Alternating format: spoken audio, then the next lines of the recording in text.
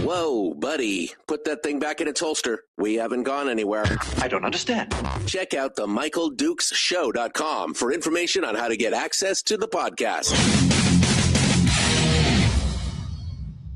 Welcome to the party, pal. The Michael Dukes Show. I have 2 guns, one for each of you. Firearms Friday.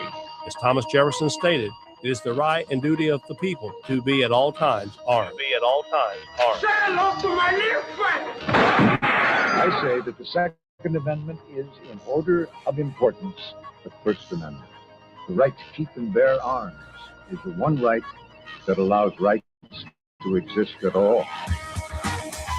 The Michael Dukes Show. The right to keep and bear arms shall not be infringed. Firearms. From my cold, dead hands. Friday. This is my rifle, this is my gun, this is for fun, this is for fun. Firearms Friday.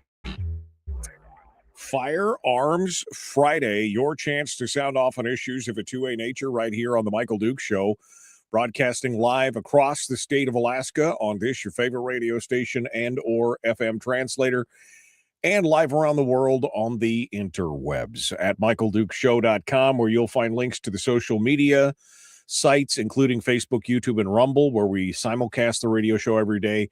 The audio-only stream is there, as well as links to our podcast, which is available wherever you'll find podcasts, including our favorite, of course, Spotify. We've got a full show for you today, man. It's I've been looking forward to this all week. Some good discussions. Before we get down deep into it, quick weather roundup. It's just cold. There's no more weather alerts, no more winter storm warnings, no more anything else. Although we're still locked in the grip of this cold. It's 2 degrees here in beautiful Homer, Alaska, on top of the world. 20 below in Ninilchik, just up the road from us. 7 below in Anchorage. 25 to 30 below up in Fairbanks, depending on who's reporting it up there. So it's a little crispy still out there. We're still in the grip of winter, and I just don't know how to get rid of it. I'm about to do a rain dance or a happy dance or a solar flare dance or something to get a little bit of warmth out here in amongst all this global warming, that we're dealing with right now. Anyway, so that's kind of the weather roundup for the state. In the show today, we're going to be talking with some great guests. Professor David Yamane is waiting in the wings right now. He's about to join us. Professor Yamane is a sociology professor at Wake Forest University, and he's also the author of the book Gun Curious, a liberal professor's surprising journey inside America's gun culture, which is kind of ironic. Actually, the first time I heard about this is somebody said, you stole this guy's title of his book for something you said, because I've been using the term gun curious for years, talking about normies who might get a little bit gun curious. You know what I mean? Anyway, I was intrigued, and lo and behold, we've had a chance to talk to the professor a couple times. Looking forward to the discussion today, because we're going to be talking about his efforts along with our friends Rob Pincus and BJ Campbell over on Bridge the Divide, which is a think tank that kind of got together with some ideas and some proposals on how to stop gun violence, specifically with policy that doesn't necessarily attached to guns. It's an interesting discussion, and I'm looking forward to it. Professor Yamane is going to be joining us. Then in hour 2, right at the top of the hour, we're going to be joined by Chris Cheng, Top Shot champion of season 6 of Top Shot, which is again ironic because Chris put me in contact with Professor Yamane to begin with. So maybe we'll have a little overlap there at the top of the hour. And then, of course, as always, we'll finish up with Willie Waffle for our weekend entertainment and movie review, just because we need to lighten it up a little bit on the end of Fridays. All right. There's tons of stuff that we could talk about, but since the professor is waiting here in the wings, I'm not going to make him cool his heels any longer. We're going to bring him onto the program and get started. Professor David Yamane, our guest here this morning on the Michael Dukes Show. Good morning, Professor. How are you, my friend? Good morning, sir. I am warmer than you are. I am having flashbacks to the years of Wisconsin, though. Yeah, no, it's been a little crispy this winter. I'll be honest with you. It's been a little bit tougher than I remember here in recent past. Although, having come from the interior of Alaska originally, where 40 and 50 below are not an unusual sight. I'm feeling pretty good about my 2 above. You know what I mean? So it's all good. Well, it's good to talk with you again, and I know you've been a very busy guy. I appreciate you taking the time out to come on board and talk with us.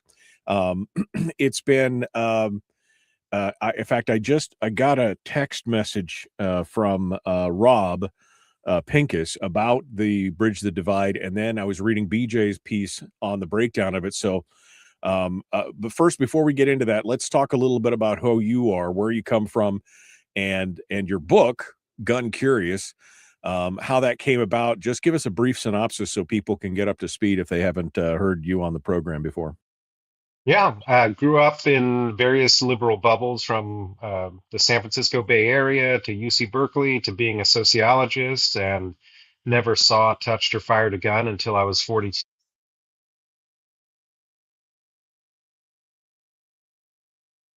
Uh-oh. I think we lost your audio there, Professor. Hold on a second here. I don't know what happened, but for some reason it just clicked off there. Let's see if we can get you back on to the deal. Why don't you try and reconnect real quick, Professor, and I will, because I've completely lost all your audio there from the word go. So we're gonna bounce him from the studio real quick.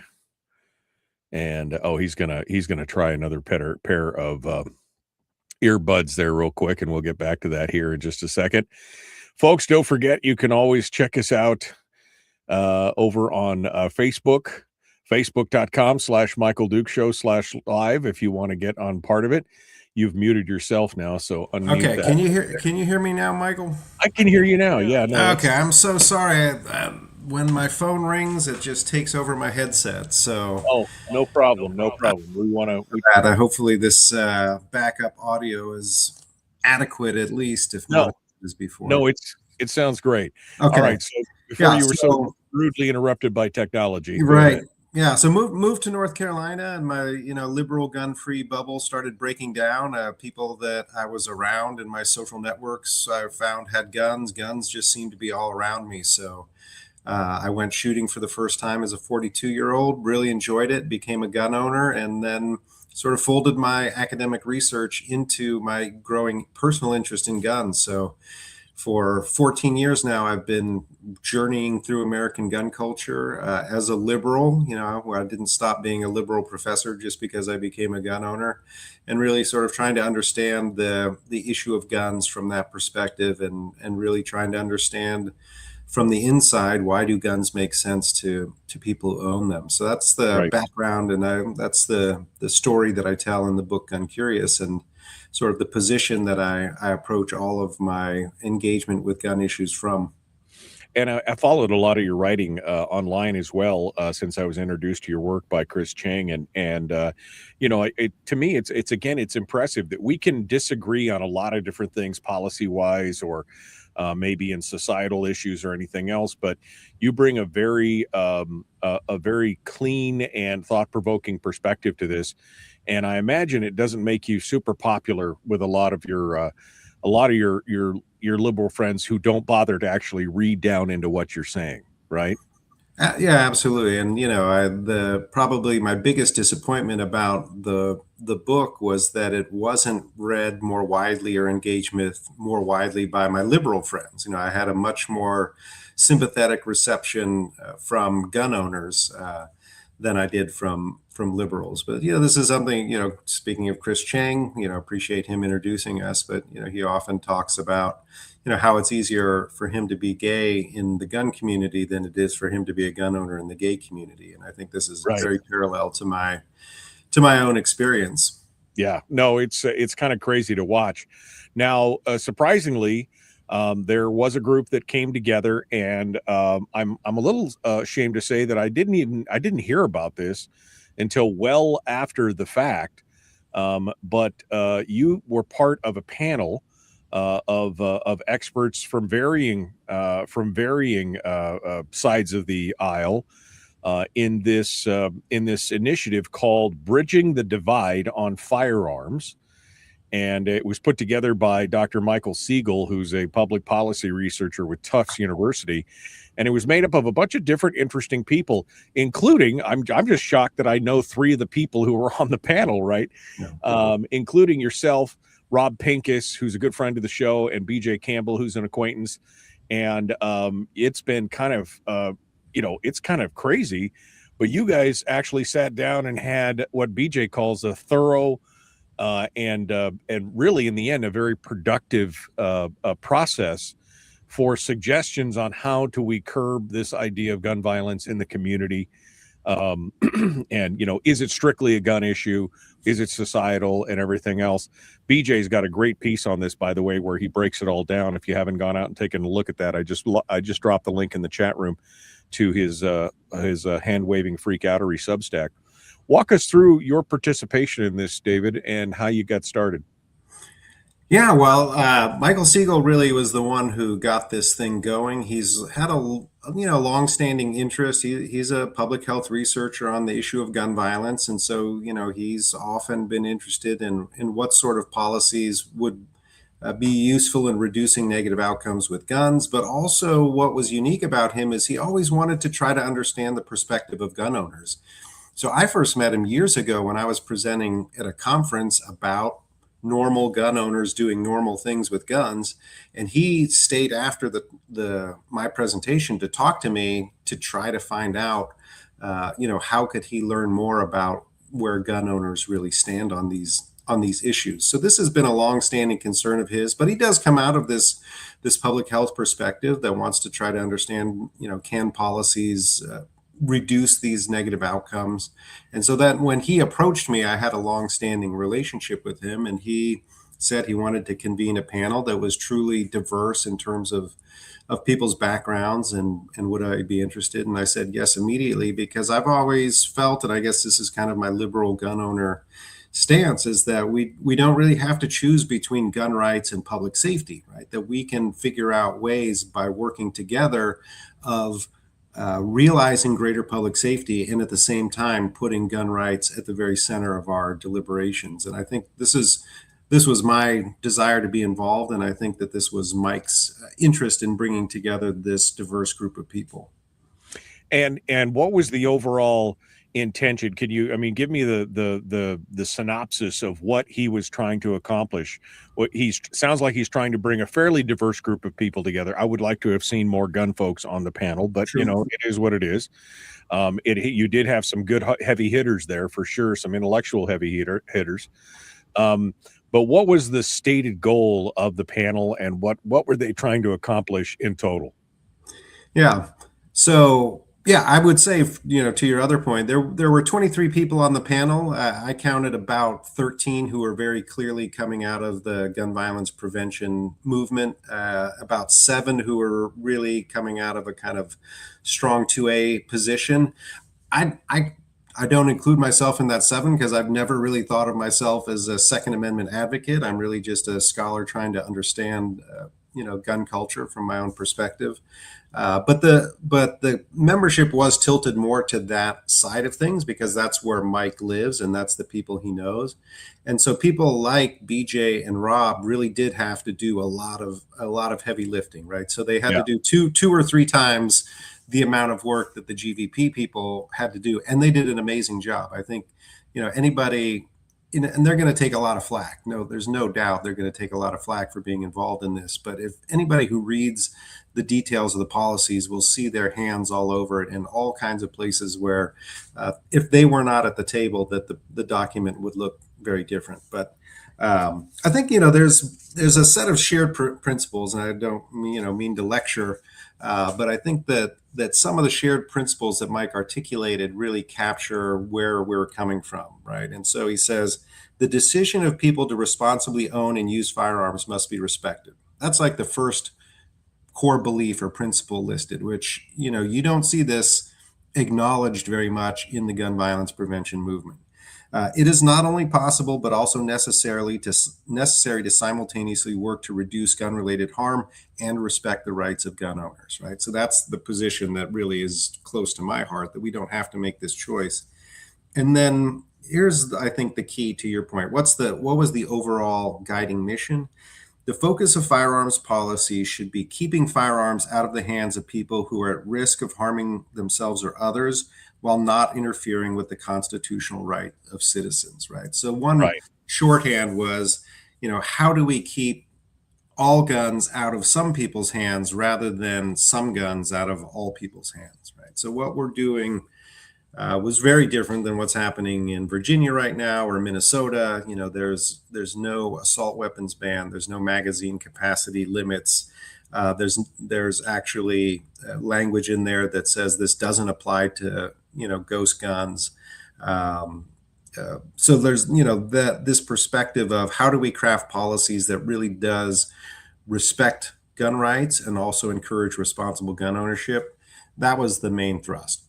But to be fair, to people who I know are uneasy with this, the goal from the start was to articulate policies. Right. So if you take the position that we don't need any more policies around guns, then this is kind of a non-starter for you. And I fully accept that. So Mike came in wanting us to address policy. Now, look, intellectually, I'm an absolutist, right? I'm a Second Amendment absolutist, and I believe that that all we really needed was the Second Amendment, the verbiage of the Second Amendment, and all these other ones are really an infringement. But I do appreciate at least having the conversation with people who are trying to get the perspective of somebody on the other side. I appreciate your position on a lot of these things, and others who have at least taken the time to say, well, how do we reach across, how do we bridge the divide, right? How do we bridge that gap? So while I may not be a huge fan of the policies that came out, I think that they're better than 90% of the policies that I've seen suggested over the last few years. And we're going to get into that here in just a minute, but we are coming up on the break. Professor David Yamane is our guest today. Again, professor of sociology at Wake Forest and author of the book Gun Curious. We're going to continue here in just a moment with him. Don't go anywhere. The Michael Duke Show.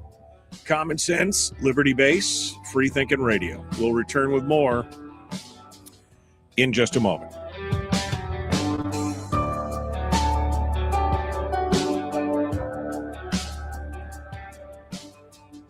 If you missed the show, you can listen to it on your time with Dukes On Demand. Oh, and it's free. Like America used to be. Streaming live every weekday morning on Facebook Live and MichaelDukesShow.com. Okay, Professor Yamane is our guest here. We're going to continue with him here in just a second as we move forward. Good morning to everybody in the chat room here. Just looking through the chats real quick to see if there's it's a balmy 20 below here on the Wolverine Flats. It's not bad. 24 below in Fairbanks this morning. So, everybody's got to have a hobby, but trying to stay warm, that's a wintertime hobby here in Alaska. Only 4 degrees in Seldovia. So Seldovia is like that's like the Palm Springs of Alaska right now. Having a furnace is always good. Yeah. 5 below in the Hook. But I have a furnace. But I have furnace heat. Brian's been fighting that furnace for weeks now, trying to keep it all up and running. So that's a thing. 6 below in Kinnick. All right. Professor Yamane, our guest here during the break. Yeah, I mean, I think you did kind of nail it here, Professor, because there will be people out there. I mean, I like to consider myself a reasonable man, right? I mean, I'm rational. I can agree to disagree with somebody and still feel passionately about it. Rob and I were having a discussion here 3 weeks ago. And it was specifically about, I think it was right after the Alex Preddy shooting in Minnesota. And I mean, Rob was taking some hate. I mean, some real tough points from people on our side, our pro Second Amendment side, when he had the temerity to suggest that maybe the way that it had been handled was incorrect and that he was concerned about some of these interactions from a law enforcement standpoint. And he's not a guy who's afraid to buck the system, right? To buck the trend. But I know Rob, and again, I know where his heart is, and his heart is in the Second Amendment. So, I mean, I'm sure you face some of the similar things from your own point of view and from your own crowd in this discussion as well. Yeah, you know, I feel like a lot of my liberal friends just don't engage the issue, you know, in a very serious way. It's funny, I have some very close friends. I grew up in California, stay in touch with many of those, and so the friends who never left California are probably the most progressive of the bunch. But you know, one of my friends and I, you know, he lives in Virginia now. I live in North Carolina, and you know, we're always talking about, hey, you know, Democrats can't just ride this national strategy to victory. You know, they have to cater positions to what's going to play well in different places. And so, you know, I think I'm in North Carolina. Certain issues are not going to play well in California, not going to play well in North Carolina. Right. And my friend in Virginia is on board with all of that, except for guns. He's so happy that Spanberger is banning assault weapons. And I'm like, what? You know, that's going to kill Democrats in Texas. That's going to kill Democrats in North Carolina. And it's just that it's so dogmatic in this idea that banning certain types of weapons is going to make the world a better place. It's a deafness on the part of people. If you look at the legislator that proposed all this, Saddam Salim, I think is his last name. Anyway, and you break down his statements. In fact, BJ had a takedown of everything that he'd said the other day. You know, everything he's saying is fallacious and untrue. You know, talking about you know, Virginia Tech and all these, and how his laws would have saved people and everything. Again, all these things took place with handguns, not with assault weapons. It's just this disingenuousness of somehow this is going to be the magic bullet, so to speak, not to be too punny, but, you know, to fix all this, when obviously it won't. And that's something I want to tackle here. We're about, as you can see, the timer tells me we're going to be jumping back in here, but that's what I want to start out with, because I think that's something that gets missed a lot in these discussions with people who are fighting these things, is this idea. We still got 30 seconds.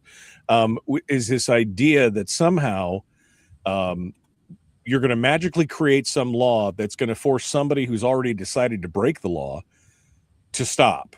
And the bottom line is this only constrains law-abiding citizens. And I think that's the biggest concern from my part, is that we seem to be the ones that continue to take it in the shorts on this. So we're going to continue here. Professor Yamane is our guest. We're going to jump into it. Here we go. The Michael Duke Show, Common Sense Radio.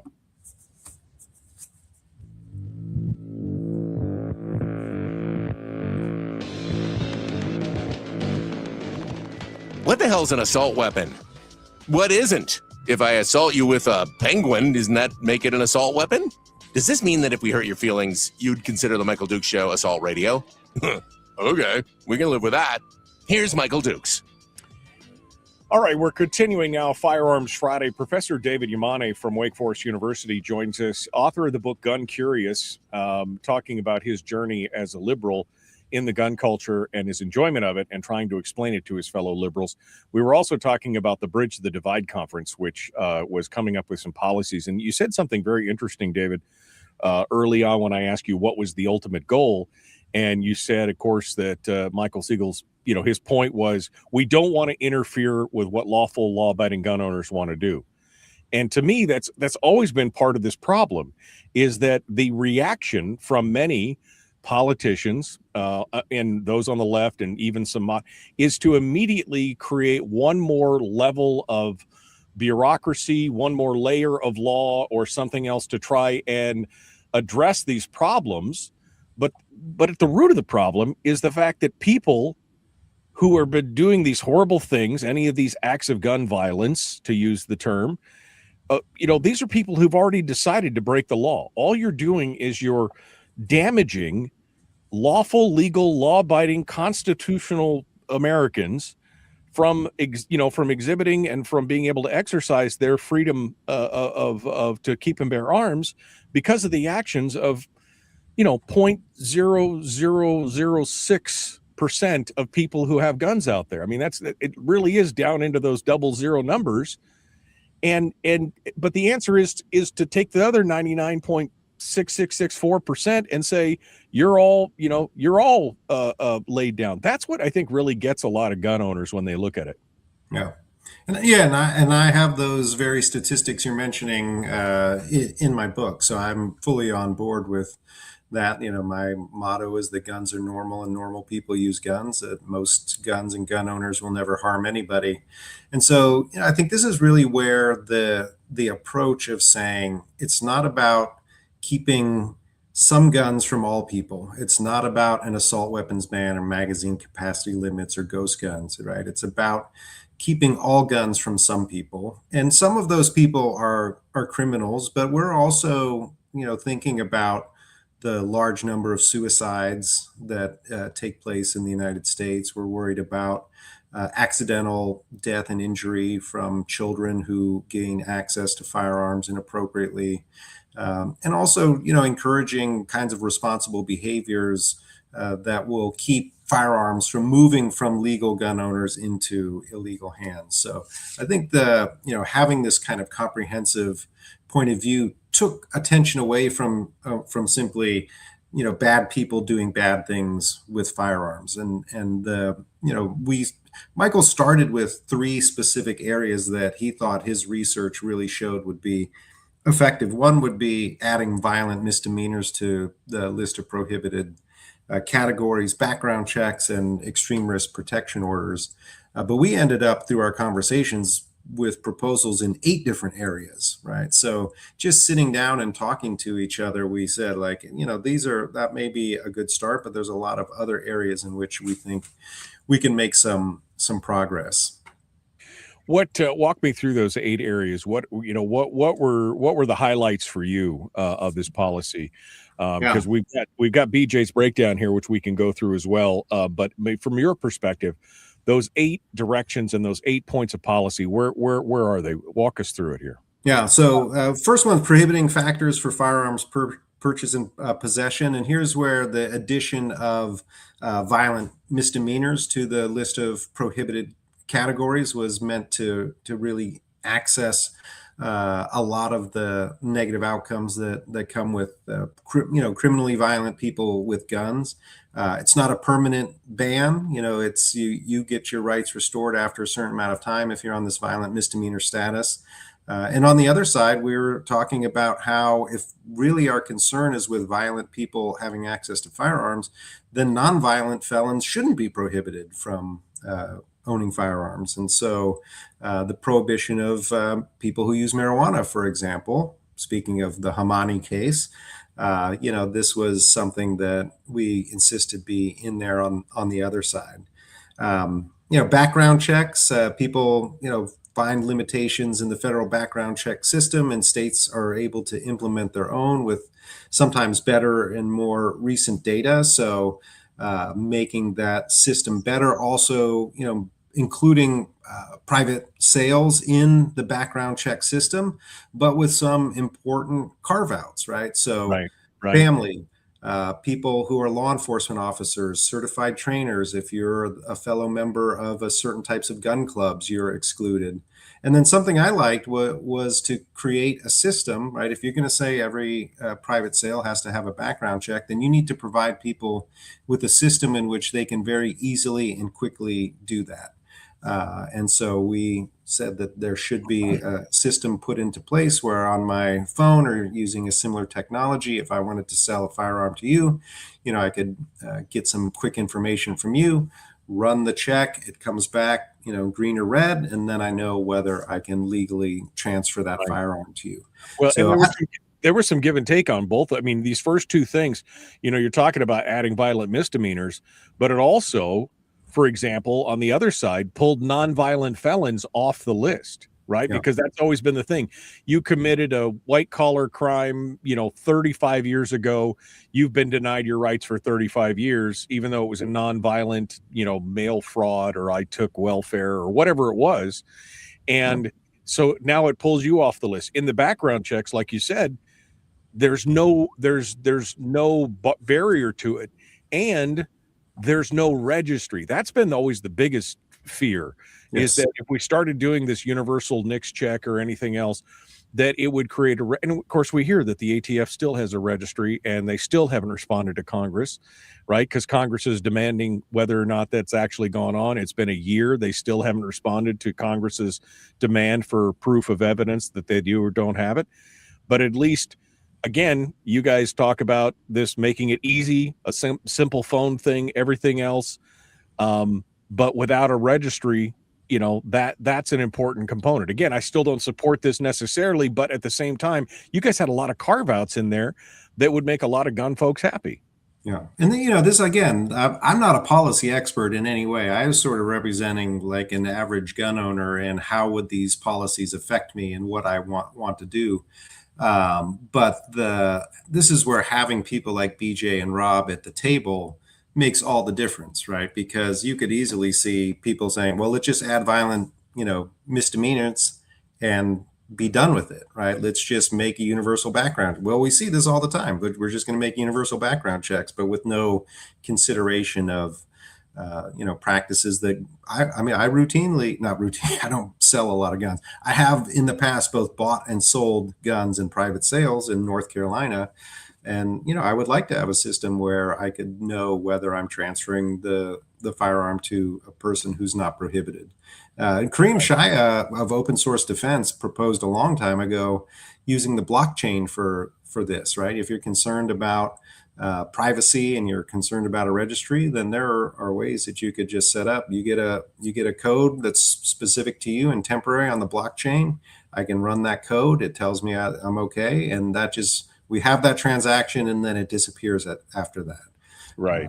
So I think that how practical this is, how passable it is, uncertain. But I think it really shows what can happen if you have a legitimate give and take among people who got to know each other, because there's the product, but there was also the process that we went through that BJ wrote about was very different than just getting a bunch of people in a room to argue about policy. Right. The big one for a lot of us, of course, is the ERPOs, the red flags, right? The extreme risk protection orders. There's almost every state has some form of red flag law already on the books or something similar to it. Some are more strident than others, but you guys provided some things in here that I think, as far as the policy points, that I thought were great, which include automatic expiration and other things. Walk me through that. Yeah, well, this is extremely detailed, and so I don't want to misspeak, but the thrust of it was, a lot of law-abiding gun owners are concerned about ERPOs and the abuse of ERPOs and due process. I think one of the interesting things that was brought to the table from the gun side in this debate was, if we're saying these people are so dangerous that they can't have firearms, why are we not doing anything to help them, right? And so if someone gets red flagged, there's a provision that kicks in where they are going to work with mental health professionals to develop a plan, free mental health counseling. And, I think that this really addresses that underlying concern. It's not just like, bam, we've taken away this person's guns, and so they're okay now. So I really liked that aspect, treating the underlying cause. And there were, a lot of considerations given to the due process side and making sure that someone who's red flagged has access to legal representation, not necessarily paying for it, but having a list of private and public defenders who are willing to take on these kinds of cases. Right. So, if you are philosophically opposed to ERPOs, then obviously this doesn't get you over that hump. But if you're maybe on the fence, these, I think, are some of the kinds of protections that people would want to see, as well as, the automatic expiration, the ability to store your firearms, with a trusted person, lots of things that, again, as regular gun owners, if this were happening to us, what sorts of protections might we want to have, right? Penalties for people who abuse the policies. That was a big part to be included. Well, because we saw some of that. I mean, one of the first death under an ERPO was a man who his sister had reported his sister or his cousin had reported him because they'd been having a dispute over something, and he got killed at a 5 o'clock in the morning, no knock warrant, or on his so we've seen it be abused. And so the idea that people could be punished for that you could have a third party hold your guns, that the cops didn't have to take them, and of course you'd have to struggle to try and get them back. And again, for me, the biggest thing was the automatic expiration, where you don't have to spend tens of thousands of dollars after you've been cleared or after it's expired to try and get stuff back. I mean, I think that's a step in the right direction with this stuff. Yeah. And we also, included things, there's language in there about once you're red flagged, you have X amount of time to turn your guns over. We said, well, on the other side, when it expires, you should get your guns back within, I think it says 48 hours. It was meant to parallel the removal of the firearms. So you have a right, once this expires, to get your guns back in this amount of time. So really seeing these kind of things as parallel. Just as much rights on the one side as the responsibilities you had on the other side to abide by the law. They had the responsibility to then get it back to you. 100% on that. David Yamane is our guest, professor from Wake Forest University. We're up against the other. This is like the fastest hour in radio. We're going to continue here. We've got more points coming out of this Bridge the Gap report, and we're going to be back with more in just a moment. Don't go anywhere. The Michael Duke Show, common sense, liberty-based, free-thinking radio. We return in just a moment. Don't go anywhere.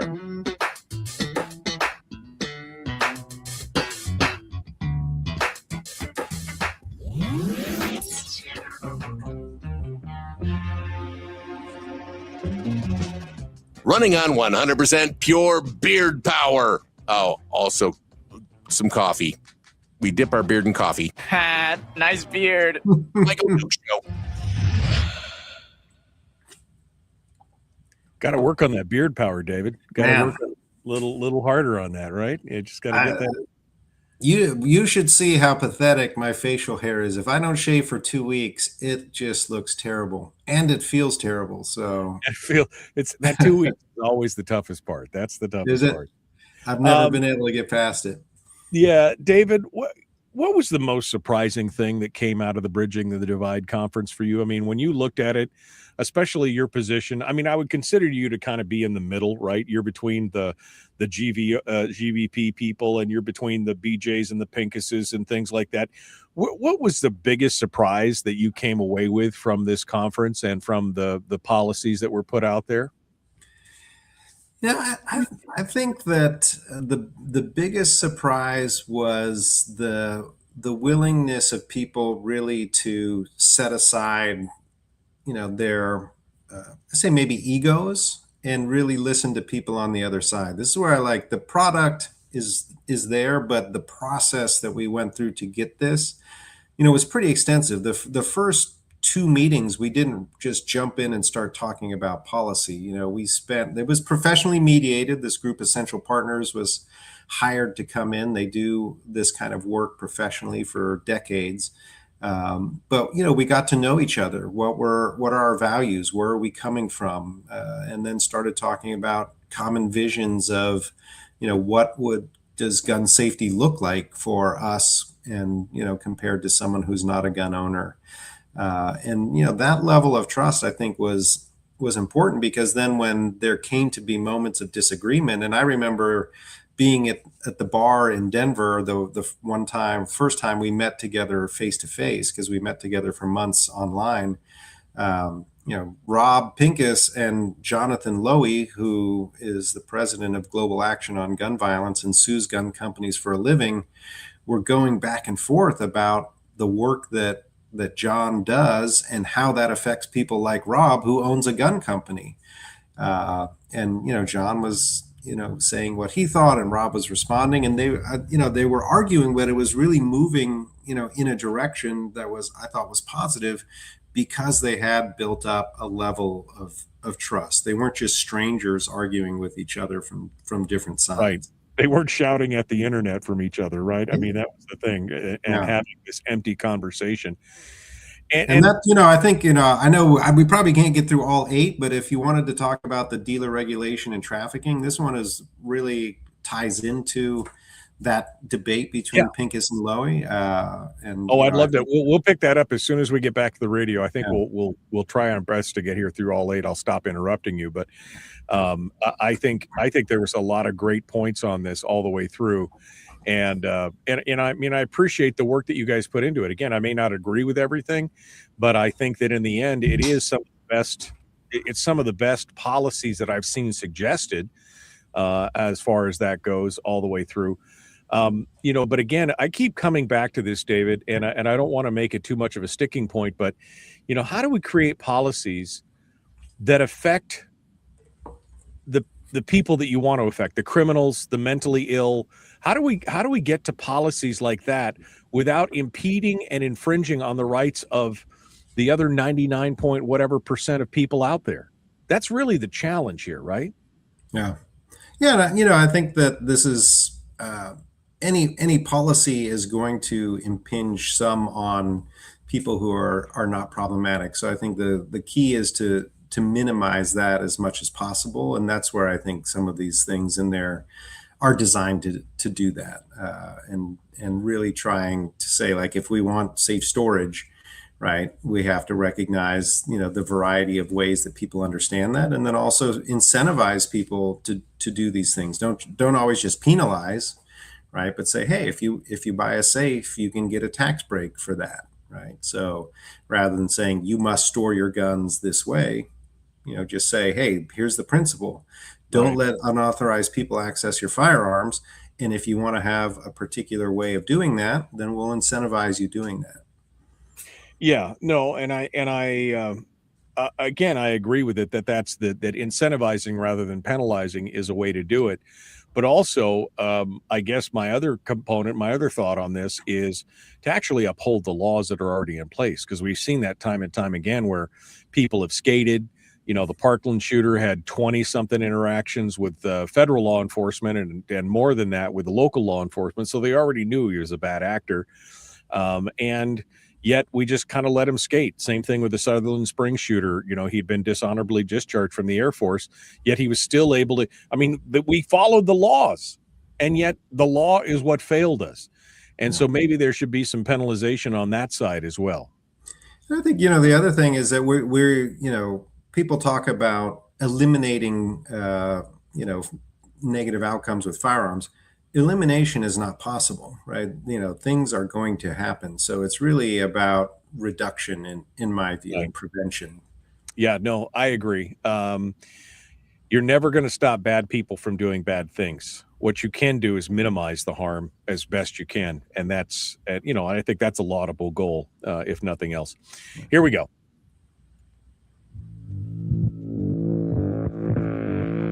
He's strapped and taking aim. You might want to take cover. Not behind those exploding barrels. The Michael Dukes Show.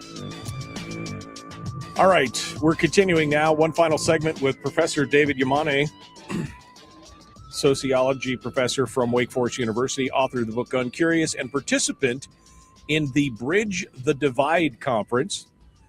They had 8 things that they went through. We're going to pick up the pace here a little bit. and talk a little bit more. We've got a few more to go through.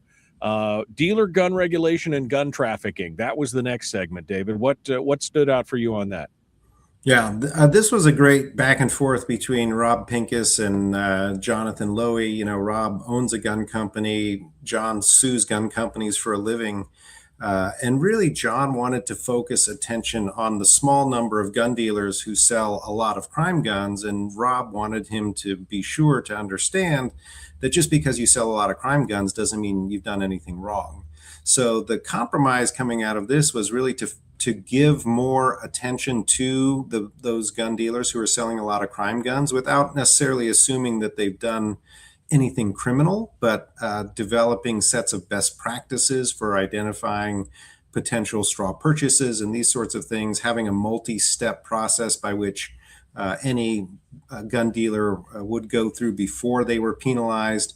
And crucially, you know, on the other side to say, gun dealers should not be held liable for the misuse of their firearms that they have sold through no problematic action on their part, right? So it actually, this policy implements PLACA at the state level, right? And so this is, I think, a pretty big win for people who come from the 2A side, as PLACA has done a lot of good work for gun rights.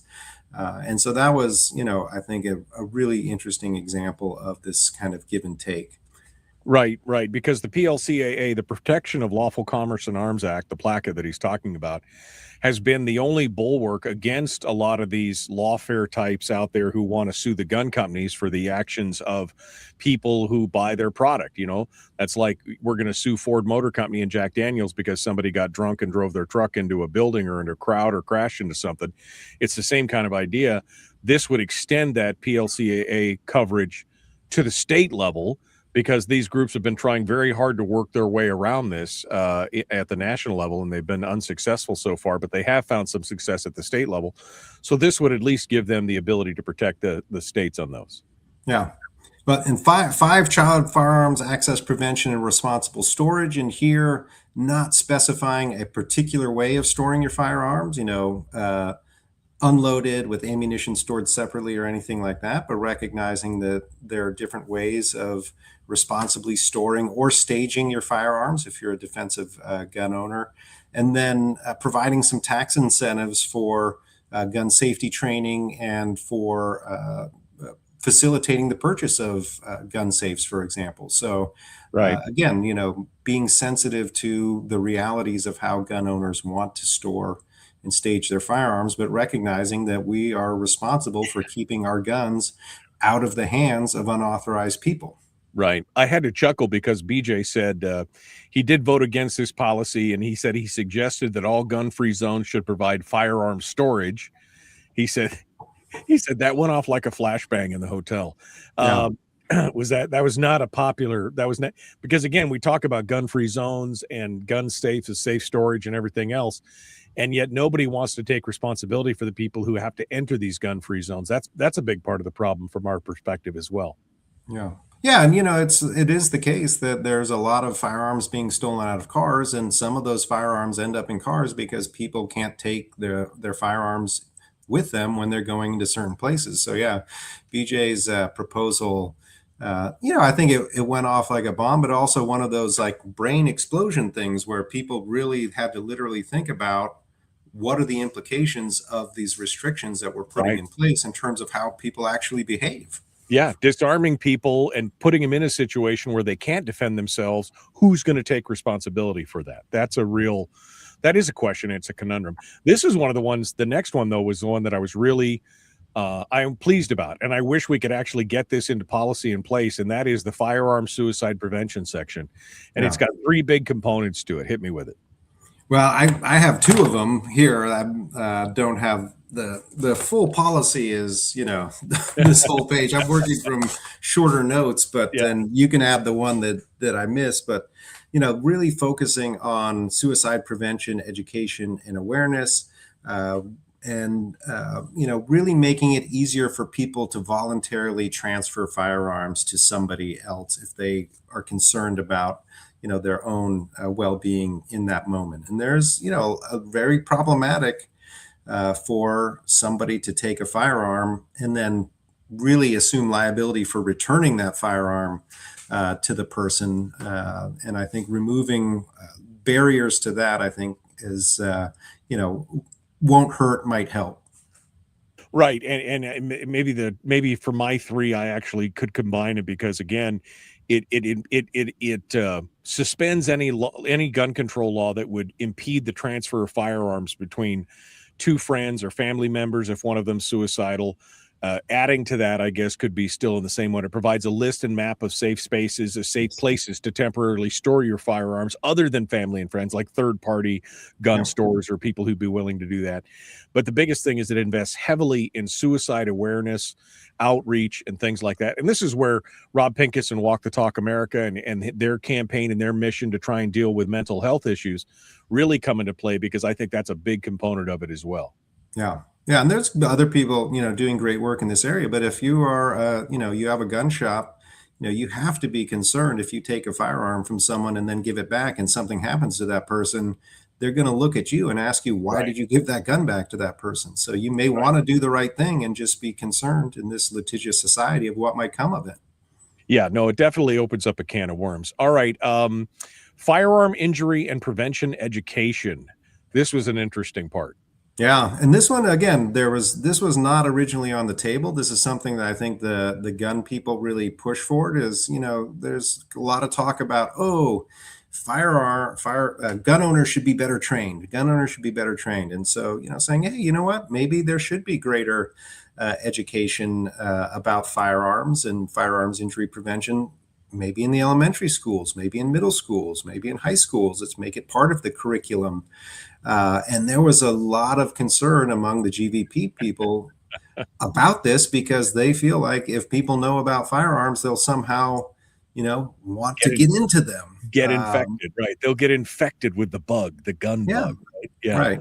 And it's it's very much like the abstinence only playbook, right? If you talk to kids about how to have safe sex, they're going to have sex. Yeah. Right. And it's kind of like, we don't do abstinence only sex education anymore. Why do we do abstinence only gun safety education? So right. You'll note that there wasn't a lot of gun violence when we did have shooting classes and education in schools and things like that. I'm not saying that there's correlation, but there is some things that raise some eyebrows. Final thing here, we got about 2.5 minutes. Community violence intervention. This is an interesting part here specifically. Give me your thoughts on it. Yeah, so this actually was the only one of the planks that I voted against, including, and that was because one of the very deep backgrounds to this project was that Mike wanted to figure out policies that could be introduced really in red states, right? Because blue states are already doing all kinds of firearms policy. But what could we do in red states? And I thought, community violence intervention is something that I believe in as a liberal. It's root cause mitigation. It, doesn't target firearms. It targets violence, which I think people would like. But I didn't think it would play well in red states. And it was a kind of last minute addition to our agenda. And I thought, it sort of undermines the work that we did in these other areas to include this kind of policy that I don't think people in red states would really support. So I personally support the idea, and I do believe it's effective in reducing gun violence. And I think that 2A people should support it because it reduces gun violence without targeting guns and gun ownership. But I didn't think it was a good fit for the rest of what we're doing. Professor David Yamane has been our guest. The Michael Duke Show. We're up against the break. Back with more. Hour 2 dead ahead. Sorry about that, Professor. We were coming up on it there. Yeah, I mean, look, community intervention is important from a variety of standpoints. Whether it's the person who has a mental illness and people around them know that something's wrong, to bad behavior by teens, or the fatherless influence of a lot of these things and everything else, where they don't have a community to work with them. Community intervention is important. The problem is that many people on the gun culture side of this see it as an attempt to, socially modify or to engineer something that may not be natural or anything else. And I think that, I don't think that they have, zero leg to stand on this. I think we've seen some of these societal or community intervention programs that are a little more intrusive or anything else. But I think we're, again, missing the point that people with bad intentions are going to break the law anyway, and we've got to find a way to stop it from getting to that point. I see Chris Cheng's joining us. We're going to pull him into the chat room here as well this morning. Chris Cheng, our guest. But David, go ahead and you can comment on that before we get with Chris here. Yeah. Well, I think that there is a certain number of people in society who are just criminally violent, but a lot of gun violence happens very situationally, right? It's a situation that gets out of hand, and then a gun is there, and so it becomes a much worse situation. So I think a lot of the community violence interruption work, and this to which I'd add that educational plank that we talked about, teaching kids how to do de-escalation, right? To do emotion management. So I think that these sorts of things deal with those more situational types of violence, not the deep criminal violent actors, which I think it's hard to know what proportion of all gun violence falls under just terrible people versus people who find themselves in situations in which terrible things happen. So right. The CVI really targets that latter category. It is a hard pill for a lot of folks, especially in red states, to swallow, for sure. Yeah. Chris Cheng, Top Shot champion, season 4 of the show Top Shot, joins us this morning. Hello, my friend. How are you? I am great. Good morning to you, your listeners, and Professor Yamane. Hello. Hey, nice to see you, Chris. Yeah. Now, Chris has been going through a lot here lately. We'll get into that when we get into his segment. Did you have a chance to go through this Bridging the Divide conference, Chris, in your spare time there? I know you've been busy, but have you had a chance? Oh, no, I'm unfamiliar with this conference. Okay. So yeah, happy to learn more. If you want that hurts, Chris. Man, that really all the free time you have, how can you not be reading up on this stuff? You got to pay attention to what David's doing, because it's a lot of great stuff. Well, we'll catch up on it here later. We'll get your opinions on it. But Chris was kind enough to put me in contact with David initially, and so I wanted to make sure we did a little crossover episode here at the top of the hour just to see anything you want to ask David, Chris, while you're here. I guess when was the last time you went to the range? What you shooting these days? Oh my God, I have not been to the range in a shamefully long time to shoot. I was at the range recently observing Riley Bowman teaching a pistol intelligence class. So I've been around live fire recently, but I'm derelict in actually getting to the range. But I do see, you taking people out to your range. I've not been invited out there yet, so I'm a little, Shots fired. Shots fired. Chris needs to jump in on that here and get you out there. Professor Yamane, I appreciate you coming on this morning and joining us. Any final thoughts here before I let you go? Yeah, for me, it's not about agreeing in the end. It's about how we talk about our disagreements. And so, whether people agree with these policies or not, I think that there is something to be learned from people from very different point of views getting together, representing their points of view strongly, but also seeing the people across the table as fellow citizens and fellow human beings. No, and I agree. And again, I appreciate all the work you do. You and I may disagree on some of the particulars or how things necessarily need to be done. Again, as a Second Amendment absolutist, it's kind of hard for people to convince me of a lot of things, but I do appreciate the work that you're doing. You're at least trying to move the needle from one side over to at least, kind of more of the middle where all sides are acknowledged and their arguments are at least heard. And so I appreciate that. When's you have another book coming out, or I want to know, do we have a Gun Curious Part 2? Well, I'm working on my book called Gun Culture 2.0 about defensive gun culture, the stuff that ended up on the cutting room floor when I was putting the Gun Curious book together. So that's in progress right now. Okay. All right. Well, we look forward to we look forward to hearing more about it. And feel free to reach out to me when you get ready for a draft or ARC reader or whatever, and you're ready for a review. And then we'll bring you on to talk about it. How about that? Yeah. Anytime. I appreciate the opportunity. All right. Thank you so much, Professor David Yamane. We appreciate you coming on board. Thanks so much. Thanks. See you, David. See you, Chris. All right. David Yamane, our guest here on the Michael Duke Show. Boy, my friend, you have had quite a journey. For folks who haven't been following Chris on social media, like I do religiously, I'm stalking him on social media. He just spent, what'd you spend, 2 weeks in Europe at the clinic there and trying to get healthy. That looked like that was a draining exercise. Yeah, I've been suffering from a lot of chronic illness for the past 5 years, everything from long COVID to heavy metal toxicity because of lead from all the shooting that I was doing, mercury from cavities that I had as a kid, mycotoxins, Lyme disease. I just was recently diagnosed with Lyme disease from tick bites. So yeah, it's just been one thing after another. And so this trip to Europe was a detox plan, a little bit of a gut reset program, which helps our immune systems, right? Kind of get back up to full strength and full speed. Hold the line, Chris. We are coming up on the top of the hour. So let me do this real quick and we'll pick this back up because I want to hear more about it. The Michael Duke Show, common sense, liberty-based, free thinking radio. Here we go.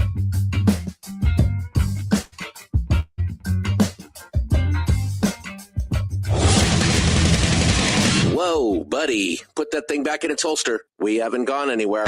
I don't understand. Check out the MichaelDukesShow.com for information on how to get access to the podcast. Welcome to the party, pal. The Michael Duke Show. I have 2 guns, one for each of you. Firearms Friday.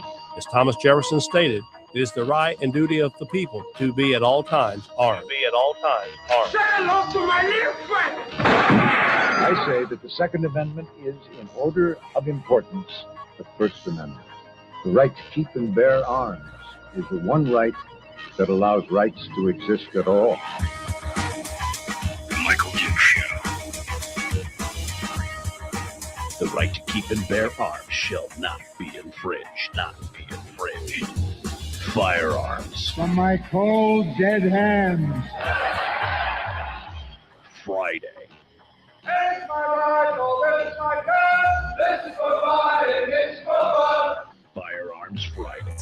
Firearms Friday, your chance to sound off on issues of a 2A nature right here on the Michael Duke Show, broadcasting live across the state of Alaska on this, your favorite radio station and or FM translator, and around the world on the internet at michaeldukeshow.com, where you'll find the live stream, podcast links, and links to our social media sites, including Facebook, YouTube, and Rumble as well. 2 degrees outside of the radio ranch here in Homer, 20 below up in Ninilchik, 7 below in Anchorage, 25 below in Fairbanks. I mean, it's the winter just will never, this is the winter that never ends.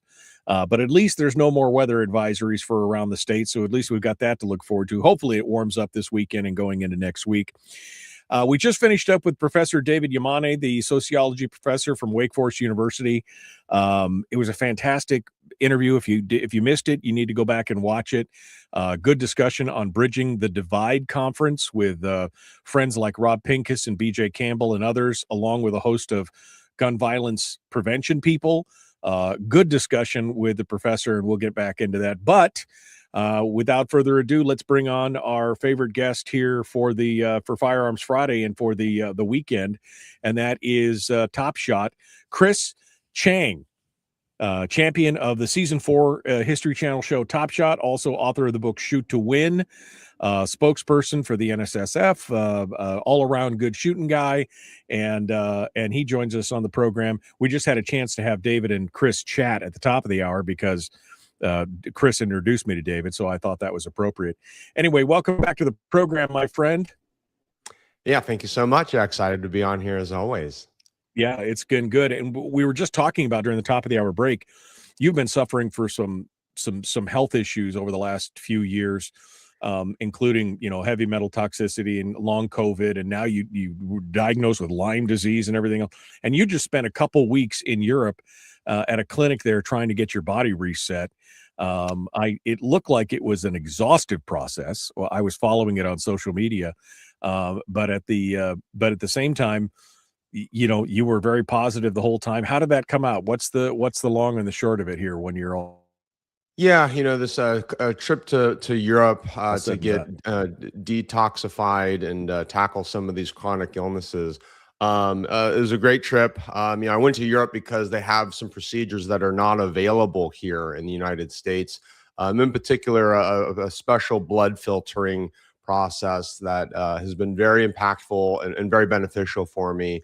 And so, yeah, one topic that might be actually really great for all of us to discuss today is lead exposure in the shooting sports and how to keep yourself safe and prevent you from how to prevent yourself from getting to where I got to, with having toxic levels of lead in your system. And these toxic levels of lead and heavy metals, they can cause everything from brain fog, chronic fatigue, GI issues, nerve issues, hand-eye coordination problems.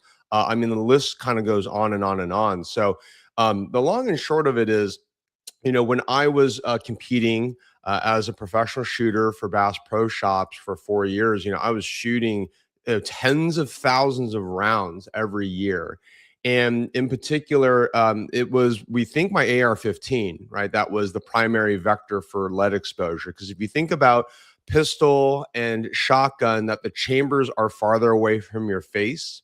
But in AR-15, where the charging handle is, gases are coming out of these tiny little, cracks around your charging handle. And the charging handle is right near your nose. So it was really interesting where I learned from my peers that there are ways to basically put glue around parts of your charging handle. So obviously the charging handle will still function, but you can reduce the amount of gas and therefore lead particles that are coming from the primer, and then you have lead usually in your bullets as well. So the other thing that I've done over the years is I've transitioned to frangible ammunition. Anybody who follows me on social media might have seen me shooting my AR at steel plates at fairly close range. It's about 12 yards, but those are frangible rounds, compressed copper powder rounds, that are lead-free bullets, lead-free primers. And so that is a much safer type of ammunition. I use a brand called Centerfire. They've been working pretty well for me. But trying to shoot lead-free ammo is one. Another recommendation. A key thing that most people don't think about is bringing beverages to the shooting bench, while you're shooting. So if you were going to be bringing, a coffee or soda to the range, you absolutely should not have them uncapped or sitting. They should not be sitting on your bench while you're shooting, because as you're shooting, and all the lead particulate is falling onto your coffee lid, it's falling onto the rim of your soda can. So if you're going to have a beverage at the shooting range, it's got to have its own lid, And you should really have that beverage away from the shooting bench, because remember, all that lead particulate is flying around, whether it's from your shooting, if you're at a range with other people, their lead particulate, is also flying around. So keeping your beverages, really, just if you want to be really safe about it, just don't have your cup of coffee sitting on your shooting bench. And then a few other quick tips. Do not smoke, if you have lead all over your fingers, don't go bust out a cigarette unless you wash your hands. And then the tip about washing your hands, the most important tip is to use cold water when you're washing your hands.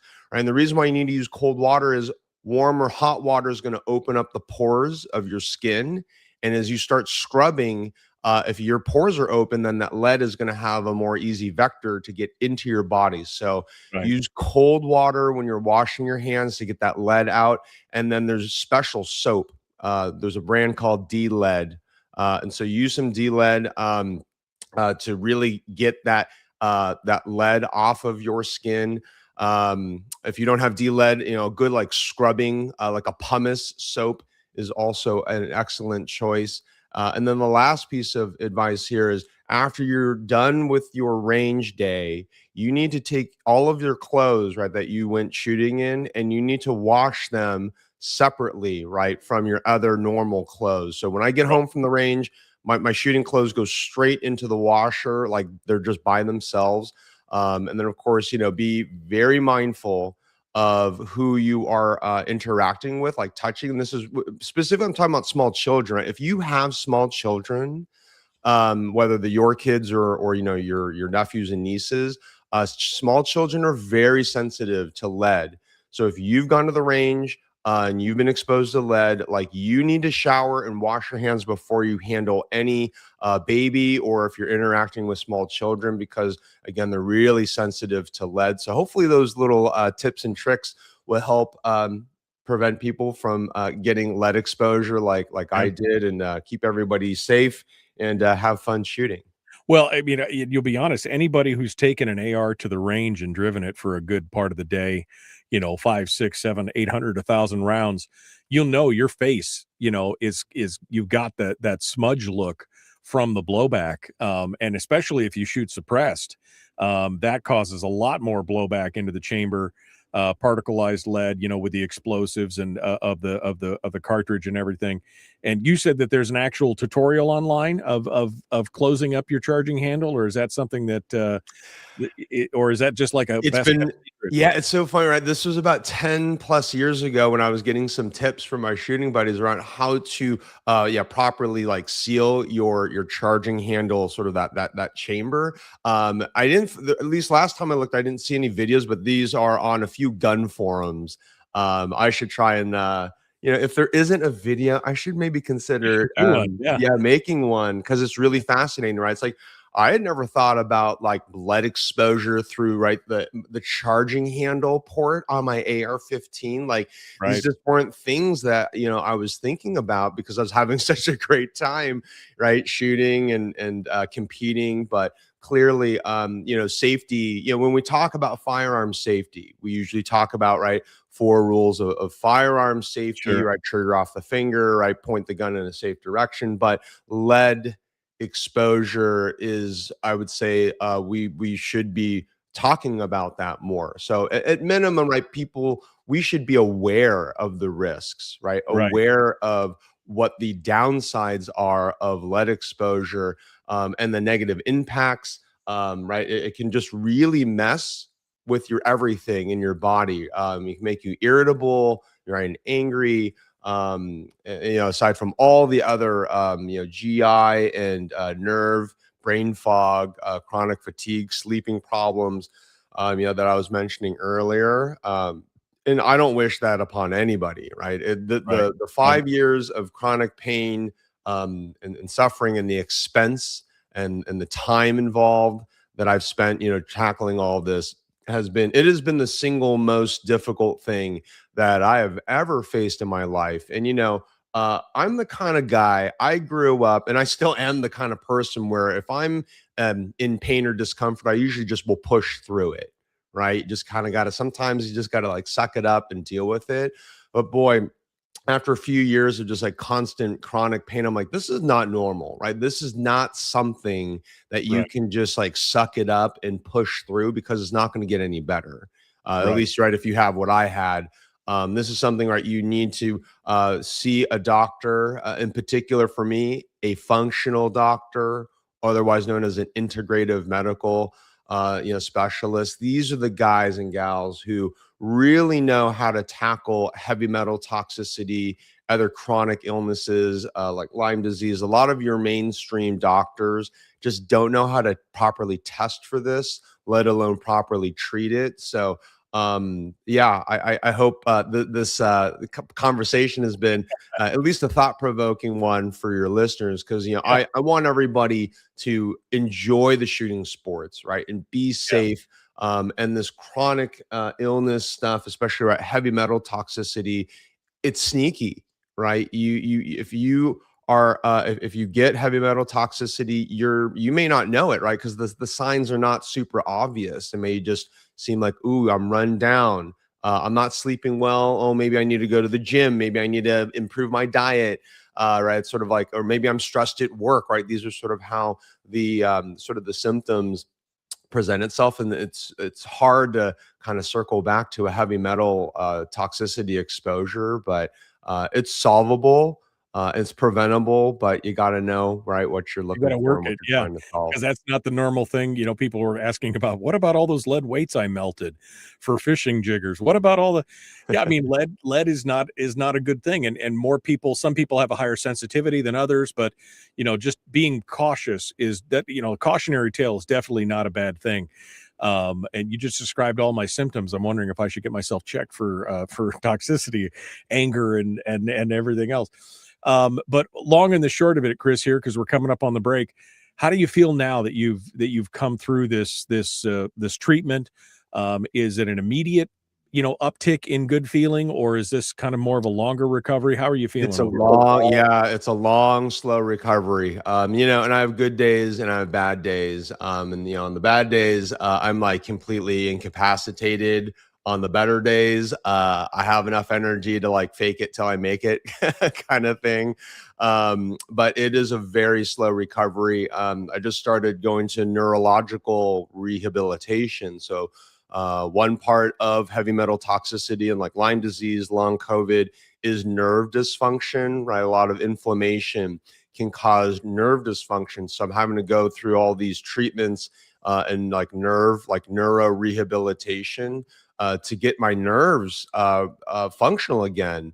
My center of gravity and my balance is off. The way that my body is sensing the world is literally off. Right. And so these exercises and therapies, I'm only about a week and a half in, but I think it's been pretty helpful. But it's a very slow recovery, and I just got to be patient. And this is just sort of one of these moments in life where I have to grind it out. I got to put the work in, and you got to grind it out. And I'm fully committed though to getting better. So I mean, for me, I've always had I'm either in it or I'm not with whatever I'm in. And so with my health and getting back to a great place, I'm all in. I'm on the path. And it's slow, but it's a steady improvement. So I'm happy to report that I'm getting there. Good. Well, we're glad to hear it. I wanted to take a quick trip down this lane here just to see how you were doing, because I know that I know you've been struggling, and I appreciate all your hard work on that. All right, well, we're up against the break. When we get back, we're going to delve a little bit more into the latest firearms news and whatever Chris has been working on outside of his health recovery, and we're going to continue. Don't go anywhere. The Michael Dukes Show, common sense, liberty-based, free-thinking radio. We return with more in just a moment. And Top Shot Chris Cheng right after this.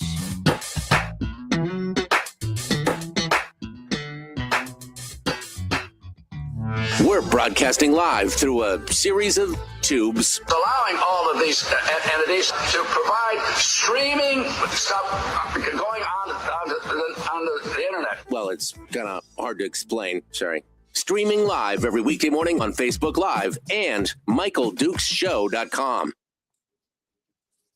Okay, we're in the break now. Chris Cheng is our guest, Top Shot, Season 4. Centerfire, I was just looking at their website. You sent me the link there, and I've never used frangible ammunition. I know there was a lot of talk for a few years there about utilizing it for home defense because it won't penetrate walls, et cetera, et cetera, et cetera, and other things. What's your experience been overall, outside of the benefits, obviously, of it being lead-free and not dealing with it? Is this a good round for just everyday plinking? Is it self-defense? What? Give me some details here on this. Yeah, overall, I've been really pleased with my transition to center fire. Their ammunition has worked well in my AR and in all my pistols as well. So I have a lot of steel plates at my home range, and right with frangibles, because it's compressed copper powder, it makes it much more safe to shoot steel at close range. So that's been nice, right? And then also reduce my lead exposure. The downside with frangibles is they're just more expensive, right, than your traditional lead ammunition. Lead is very, very inexpensive metal. I don't have the numbers off the top of my head, but right, the frangibles are more expensive, right? So that is an unfortunate reality. It is safer on a lot of angles, right? Not just the heavy metals, but the reduction in ricochet, right? And like fragment, you're not going to get hit with frags, with frangibles. And then it also allows for a lot more of shooting steel plates, right, up at various distances, specifically up close, and you can be safe about it. From a self-defense perspective, yes, right, like frangible rounds are still absolutely lethal.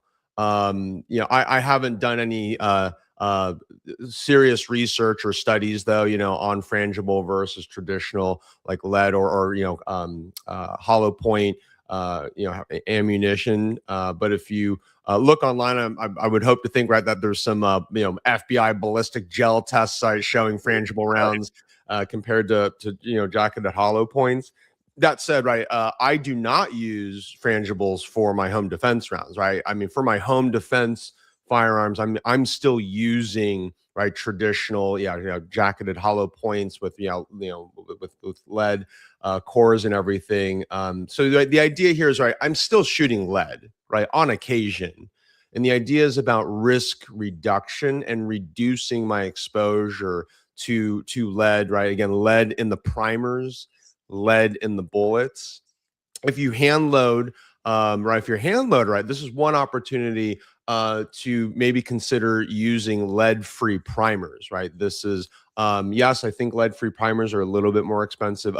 Someone will need to fact check me on that, but that could be one small way, right? And maybe reducing your risk, right? You don't necessarily have to go swing 100%, right, to non-lead primers, non-lead bullets, but right, you could consider, right, just like swap out your primers for non-lead.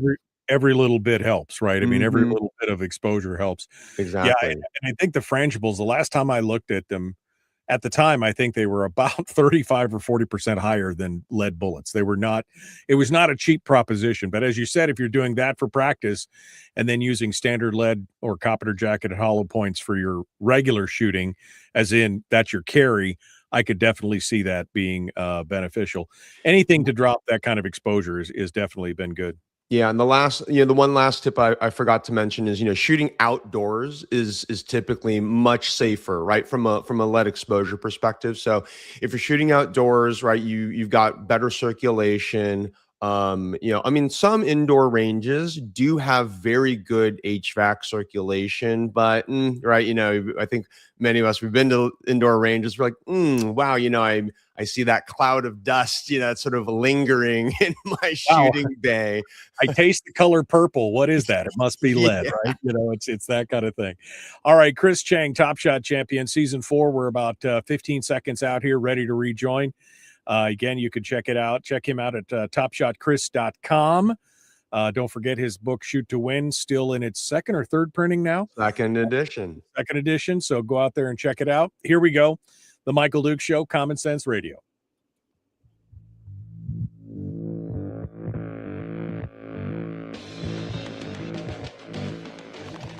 What the hell's an assault weapon? If we could just figure out how to get all of the murder guns and the attack guns and not keep selling those to people and just sell protection guns, I think that would be great and solve a lot of problems. Does this mean that if we hurt your feelings, you'd consider the Michael Dukes Show assault radio? Okay, we can live with that. Here's Michael Dukes. That's right. All my guns are protection guns. Chris's They too. are Right? all He protection checked guns. him. Not a single murder gun in his house. It's all good stuff. Chris Cheng, Top Shot champion, season 4 of the show Top Shot, author of the book Shoot to Win, and of his upcoming book, the Purple Heart Brigade book, which I'm excited to hear more about here in the future as well as we get closer.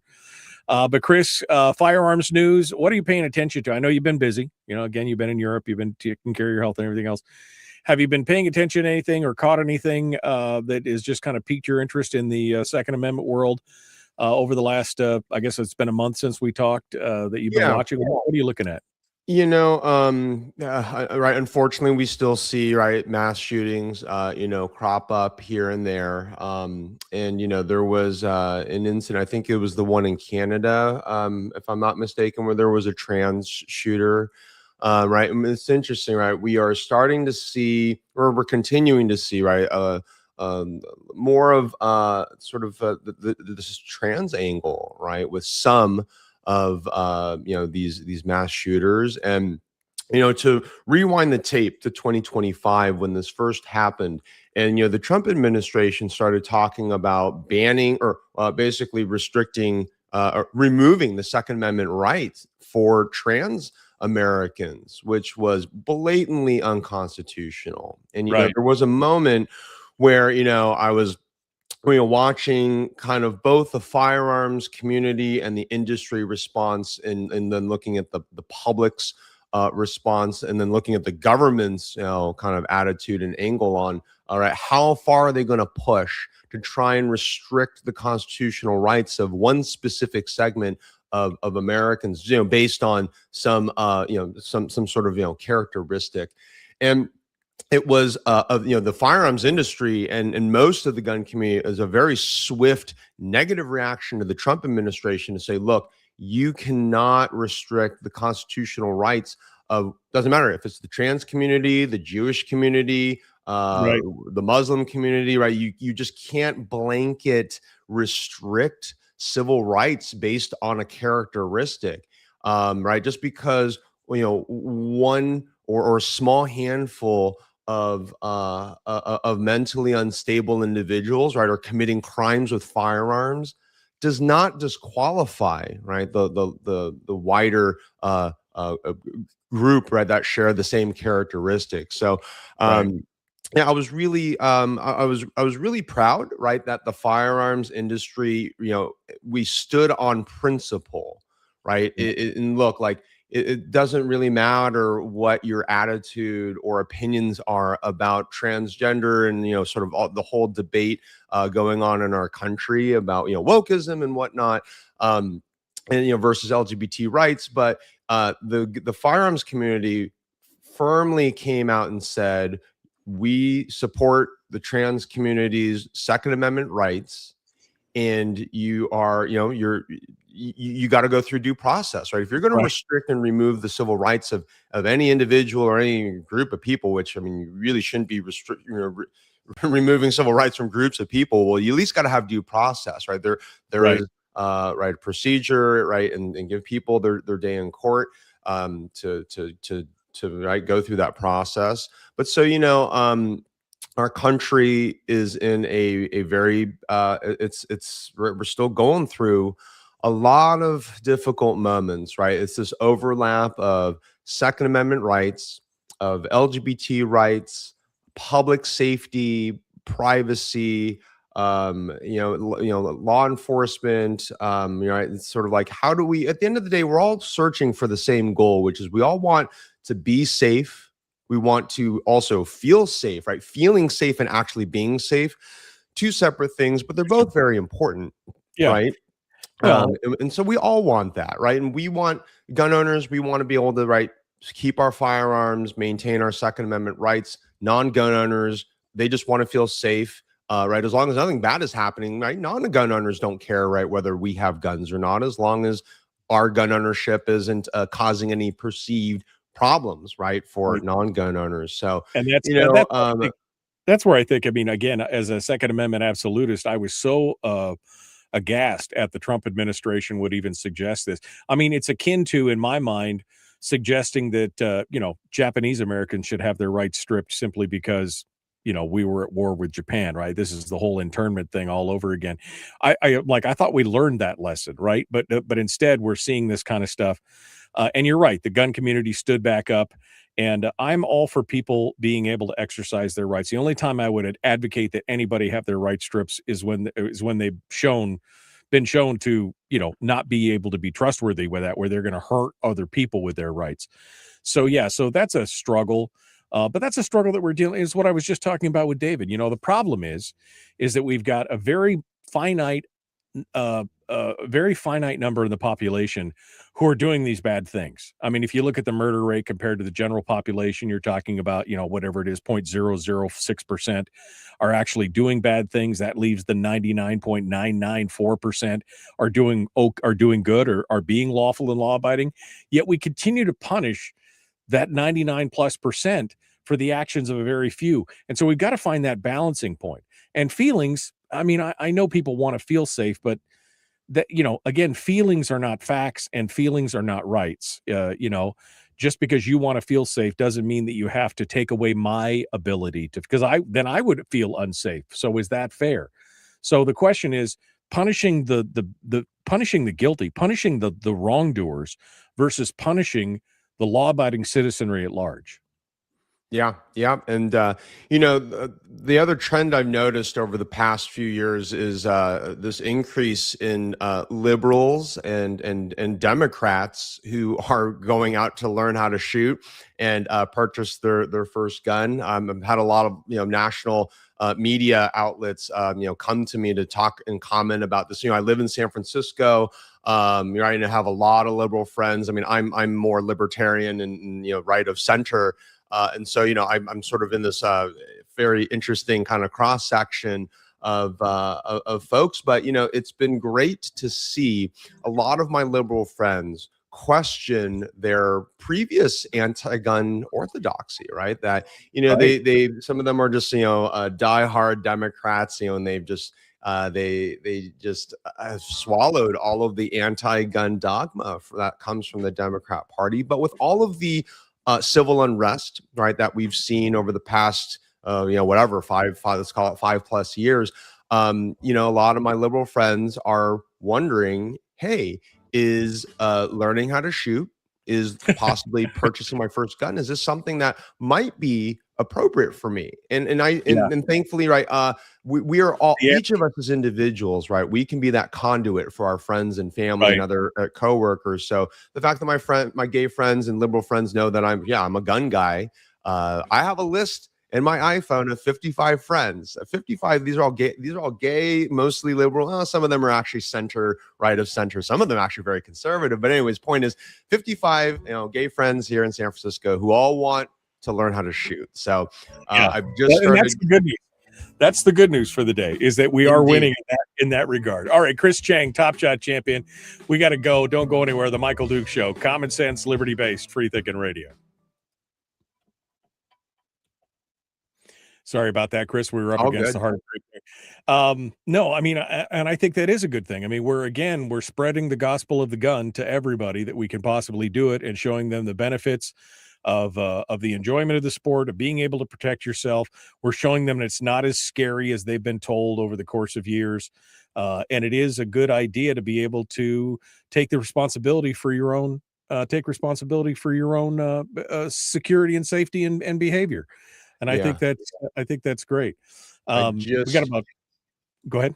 Yeah. This past weekend, I just hosted 10 gay friends at my property in the Santa Cruz Mountains, and we shot pistols, and when we ended with the AR-15, I told my friends the story from about 15 years ago when I was training a new shooter, and when she shot the AR-15 for the first time, she told me one of the most fascinating things that I've heard, right, as a firearms instructor, which was she was relieved after shooting the AR-15 that it didn't make her feel angry, that shooting the AR-15 didn't make her feel a bloodlust. She was literally afraid that shooting an AR-15 was going to make her want to go commit a crime. And I was just right, flabbergasted. And so I told my friends this story because I said, look, like, right, you've probably seen a lot of negative stories about the AR-15 and quote unquote assault weapons. But I'm like, look, like you're going to shoot this gun and you're probably either going to like it or you're not. But what it's not going to do is it's not going to make you want to go hurt people. It's not going to make you want to go commit crimes, right? That is just not how shooting guns work. And it still sounds funny for me to say that, but if we're interfacing with people who don't have any experience with firearms, right? This is where a lot of new gun owners are coming from, right? That sometimes they're blank slates, but sometimes they come in with baggage, right? That they have negative perceptions of firearms, negative perceptions of AR-15s and quote unquote assault weapons. Right. So, part of my attitude towards training a new shooter is there has to be this educational component. I can't just teach them the mechanics of here's how to safely handle and operate an AR-15. Like there has to be a little bit of the psychology around like this is what it's going to be like, or it could be like for you to shoot this gun, right? It's going to be loud.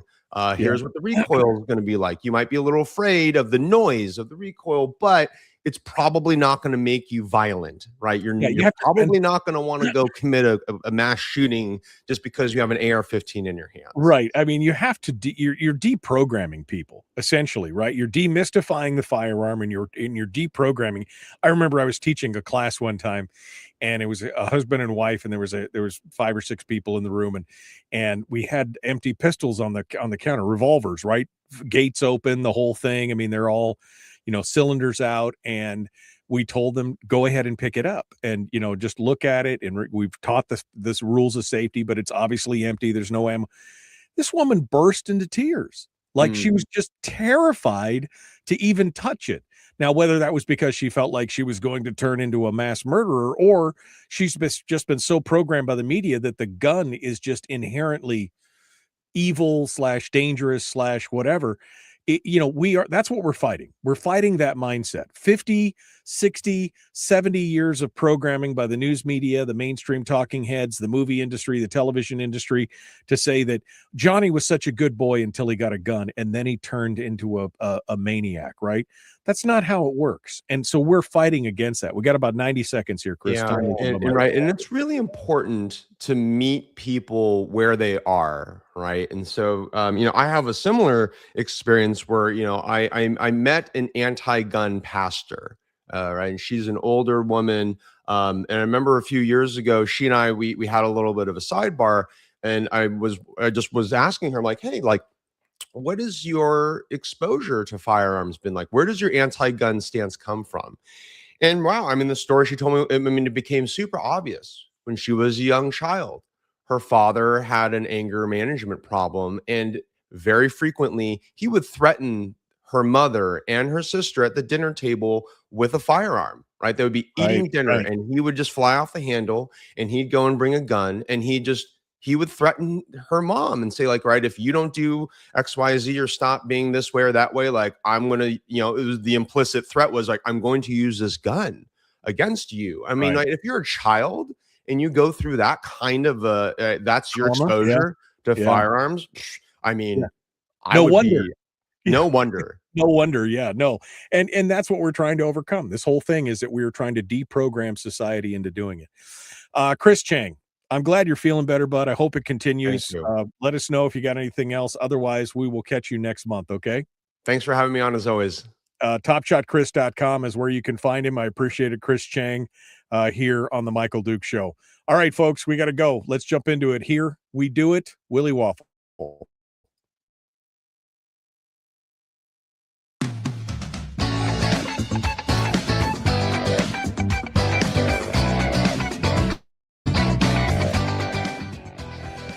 Okay. Friday, man. I'm TGIFF. Let's go over to the phones here. Willie Waffle comes in every week. to give us the weekend entertainment and movie review. And he's joining us right now. Hello, my friend. Are you ready for the weekend? Oh my God, am I so ready for the weekend? Friday night is literally my favorite time of the week, right? You're out of work. You got the whole weekend in front of you. Just you feel your body just kind of relaxing and going, life is good for at least 48 hours. For at least speak for yourself. All right. Well, it's all okay. When you own the business owns you, baby. That's all I'm saying right now. That's true. All right. So we got some news. We got some headlines. There's some things happening. Of course, the big thing with the shooting, the 2 shootings that happened yesterday, and the terror implications of that. People are a little nervous about big public gatherings and everything else. And so now the Oscars are happening this weekend, and there is some questions. Yeah, I mean, there's a lot of fear and a lot of security being ramped up right now. And I think a lot of it actually started earlier this week when this story came out that Iran has a drone that they would love to shoot at California. Yeah. And that's when all the people in Hollywood went, we're in California, aren't we? Yeah. Well, and frankly, listen, I in a very bad way, this makes sense. If you want to hurt America, if you want to get attention for hurting America, doing something to Hollywood would do that. So you're going to see a lot of extra security out around the Dolby Theater where they actually have the Oscars. I think they're going to extend the security perimeter. That hasn't been like officially announced, but it just seems to make sense. They're going to be probably a lot of extra security for the fans who will be on the red carpet. They're not technically on the red carpet. They're kind of across the street. The street is shut down, and they set up bleachers so you can watch the stars arrive, and a lot of the stars will go over to the bleachers and say hi to the fans, and really make a fun time out of it. And I think a lot of them are going to go through some extra security, some extra pat downs and X-ray machines and things that you would expect are going to be done in a secure area. So everyone's just hoping that nothing will happen this weekend. I mean, and I'm with you. I mean, what we saw at Old Dominion College, what we've seen at the synagogue in Detroit. I mean, that's the concern, that it won't be. Listen, I don't think it'll be a military action. I think it'll be a lone person who feels that they're fighting for Iran and they want to exact vengeance, and they will have a solo terrorist act. And I hope that none of those happen anymore in America, but we have to be on the alert. We've seen that. I live in New York. You saw we had there was a protest last weekend where people were throwing IEDs. Is that what they're called? Explosive devices. Yep. We're throwing them at Gracie Mansion where the mayor lives. Yeah, well, just to be clear, been ramping up. Yeah, they were throwing it at anti-Mandami protesters who were protesting outside the office, and they were throwing them at them, shouting Aloha Snack Bar out the door. So I mean, look, it's a real challenge, and it's different times that we live in, and we're just going to have to get adjusted to that, I guess, and see where it's at. And I just pray that this thing, comes to a conclusion sooner rather than later. But the Oscars is continuing, and now they're bringing in CNN. They're going to come in as well. Yes, CNN seems to want to get in on the entertainment news. A couple weeks ago they had their big town hall with Timothy Chalamet and Matthew McConaughey, really getting to the heart of the hard news in America, right? The hard-hitting news, yeah. But they have joined forces with Variety, who did the town hall with them, to broadcast for the first time in about 10 years from the Oscar red carpet. So they're going to have their correspondent Elizabeth Wagmeister down there interviewing the stars as they come in, wearing all their fancy clothes and all their fashion. I think it's the co-president. I think she's like the co-president and the co-editor, Rain Setude, I hope I pronounced that correctly, will be down there as well, being one of the hosts. And they're also going to do an after show breakdown of who got snubbed, what happened. Maybe we'll get some of the winners to come by. So they're just basically buying all in. Right. They're going away from the hard news, and they seem to be moving towards, trying to do some softer news, maybe in an attempt to attract a younger audience, maybe an attempt to just get more audience in some way. Yeah. I don't know. I mean, maybe it'll work. I don't know. I think that, the whole news business has been driven online so much, and they'll be streaming this on their streaming channels and everything. But, so much of entertainment news has moved away from broadcast television, from cable television, away from newspapers and magazines and onto the online platforms. Yeah. That I think it's kind of curious that they're trying it. Let's see how it goes. Yeah, we'll have to see what happens. Terry and I were just talking yesterday about how more and more people are just basically getting their news from, YouTube and social media and stuff like that. And a lot of these news media outlets are just not as relevant as they used to be. So definitely an interesting thing. Yeah. Well, and I remember, listen, I don't want to call myself a revolutionary, but I was one of the people that was at that forefront of going online back in the years when I actually started out. Right. And it took a little time for people to take us seriously and to treat us like other reporters and other correspondents. And now you see so much has changed, and the business now is almost all online. I mean, come on. One of the hottest interview shows right now is Hot Ones, where people go on a show with a guy who serves them hot wings and asks them questions. I mean, that's the hottest entertainment program. It ain't Stephen Colbert. It ain't Jimmy Fallon. Yeah. It's not something on E-television. It's just this dude, and I think it was Conan O'Brien said it perfectly. He goes, "This guy has like a $600 budget, and he's killing it." Yeah, no, exactly. Well, we'll see how things turn out, but yeah, things are definitely changing. All right, let's move over to the new thing from Disney. We've got a live action movie. They're continuing, just going through their catalog and taking all their cartoons and turning them into live action. Which one's this? This one is going to be Tinkerbell. And this is something that I didn't realize that Disney has been trying to make happen for like 15 years. Like they just never really seem to come up with the right idea or the right movie or the right television program. So this was originally something that they started pushing back around 2010. It was kind of like a live action comedy with Elizabeth Banks, if you guys know her as an actor. And then it morphed and was going to become like a live action film with Witherspoon playing Tinkerbell, and that went away. And now they seem to be developing some sort of drama that will be under the Disney Plus kind of drama department. So it sounds like maybe they want to do like either a Disney Plus movie or a Disney Plus series that would be focused in on Tinkerbell. So it'll be interesting to see where they go with it. I mean, Tinkerbell obviously has appeared in a lot of the movies in an animated way for many years, and she was last on screen in the live action Peter Pan back in 2023. Right. And it'll be interesting to see how they want to play this out. Yeah, no, I mean, and the problem is, of course, is that there's not a lot. I mean, she doesn't have a lot of screen time. She doesn't have a lot of backstory, very little to do. So it'll be interesting how they wrap all that up and put it together there. So we'll keep an eye out for that. I know you want to talk about Baywatch, dude. I know.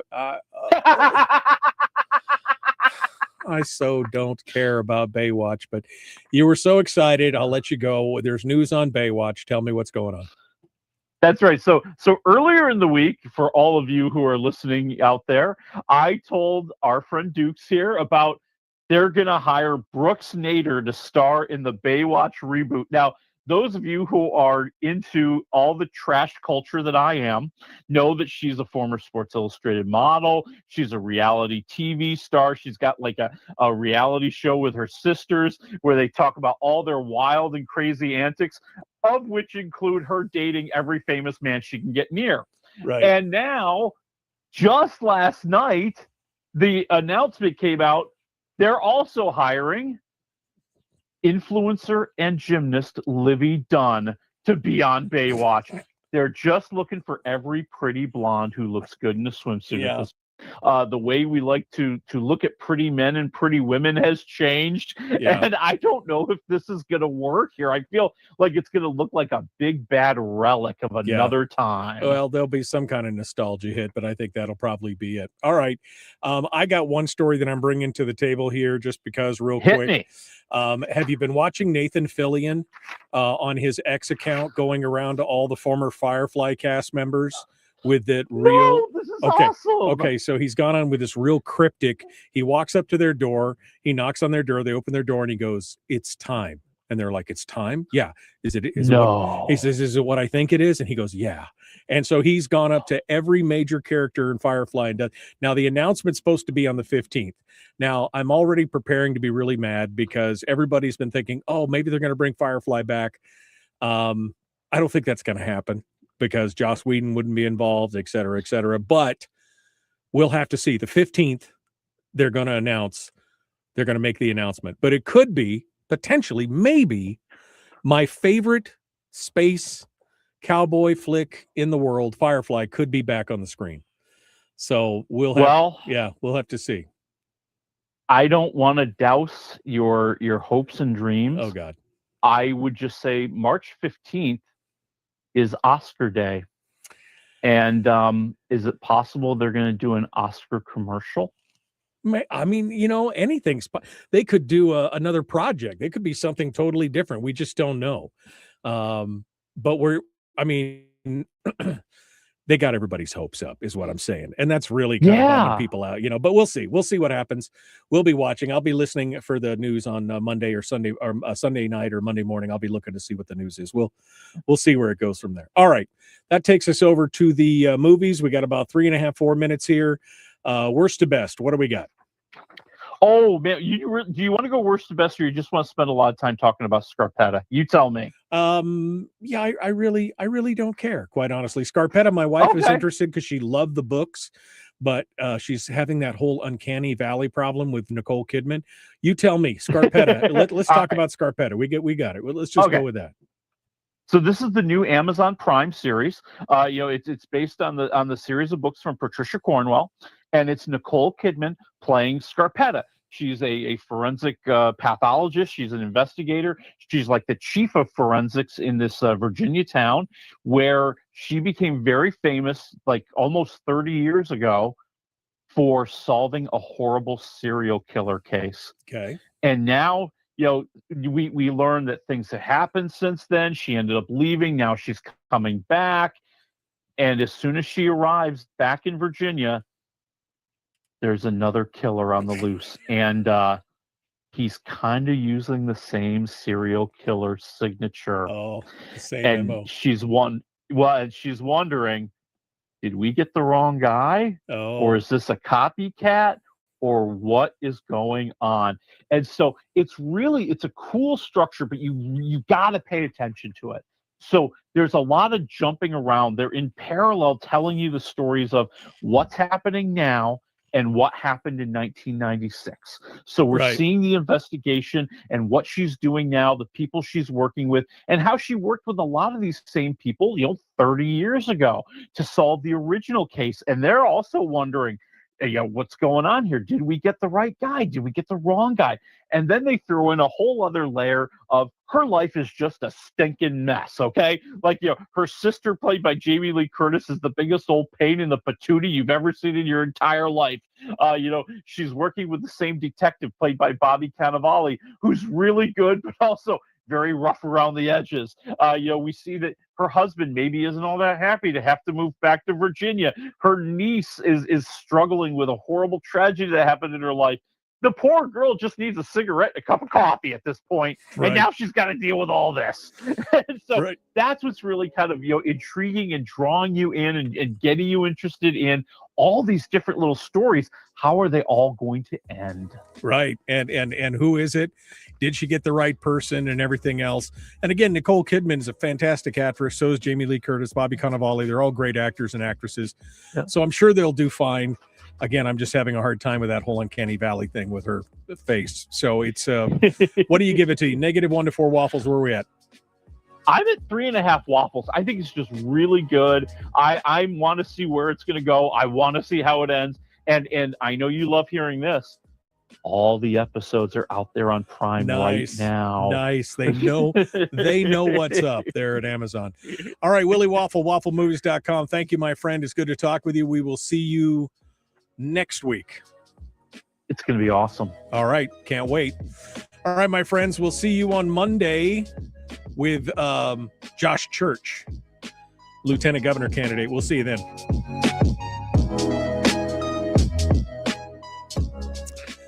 Yeah, I mean, I hate to be nitpicky, but really, I mean, I watched her in Lioness. I watched her in just watched her in something else the other day, and it's distracting, I guess is what I'm saying. It's distracting, which is unfortunate because she was a very beautiful woman, and you know, it's just that pressure of Hollywood or whatever. But I don't know, maybe she looks better. I haven't seen it yet, but it was just distracting at some point during the process, and I kind of got away from it. Oh, no, I agree. I mean, you know, I've told you this before. Nicole Kidman may be the most beautiful woman I have ever met face to face in my entire life. And you know, I think, you know, the transformation that we've seen, and I think a lot of this from the pressure of being in Hollywood and having unfair expectations of how you have to look, I think has made a lot of that happen. I think she looks a little bit more natural now than she has maybe in the past, which is a good thing. And I would encourage her, just be yourself. Yeah, everybody loves Nicole Kidman just the way she is. Yeah, no, just let it. You know, I was watching a new show, Talamasca.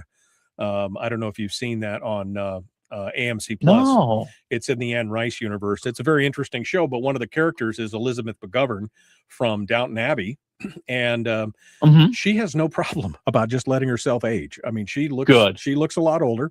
But you know, I thought at least she's, you know, she's not the same as she was 30 years ago, but who is, right? So just let it be naturally. And anyway, I've been enjoying. That's a good show. If you haven't watched it yet, it's a pretty good show. I'm about halfway through the season, so it's good stuff. What are we doing next week, Willie? Next week we have Hail Mary with Ryan Gosling. Okay, Hail Mary, that's the one that's the space one, right? Where they're going to launch him into space. The space one, right? Right, to meet an alien. He has to save all of humanity. Yep. Right. He's going to meet an alien, and I've seen the trailers, and I have no idea what it's about. I mean, that's so weird when you see a trailer and you're like, I have no clue what is actually happening here. That's the way it should be. That's good. Yeah, that's the way we need it to be. All right. Well, we will see you then next week, my friend. Thanks so much. We'll catch you then. All right. See you then. Folks, we'll see you on Monday. Have a great weekend. Be kind. Love one another. Live well.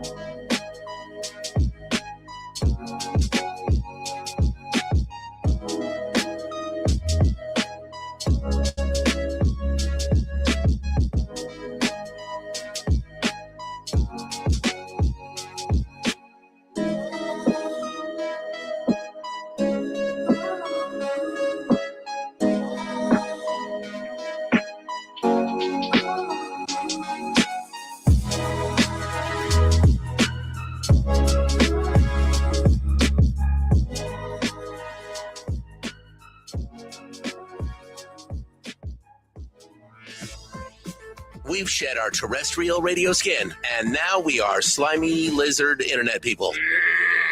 It's the Michael Duke Show.